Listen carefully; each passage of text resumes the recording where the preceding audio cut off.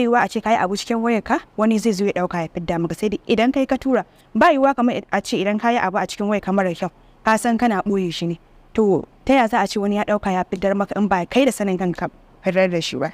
To a dainin Amira, ni shawara da zan ba mutane, zan ba kuma 'yan mata ire-iren wanda suke irin wannan abubuwa, ire-iren wanda suke irin wannan abubuwa, ire-iren wanda suke irin wannan abubuwa, ire-iren wanda suke irin wannan abubuwa. Idan irin wannan abin ya faru, gaskiya ku daina tura wa maza tsaraicin. Idan ya zama na dole sai kun tura masu, to me yasa kuke tura da fuskar ku? Fuskar ku ita ke sa a gane wane ne kai. To in ka tura da fuskar ka dole za a san tare ne ka tura da. Kin ga ai abin tunani na gani ne daga dai ka dau hoton ka tura wani karkace ka sa hannun shi ko ba haka ba. Yes.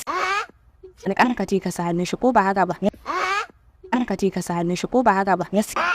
Ni karkace ka sa hannun shi ko ba haka ba. Gaskiya. Ba ka je ka sami. Karkace ka sami shi wancan asirrance ko ma menene tare kuke akan ki dau hoton ki tura. Wasu kuma mata wake son ne ke cewa wai haka nan kawai suke bidiyon suke ajiye a cikin wannan bidiyon ne a yanzu wa ka ajiye shi cikin waya.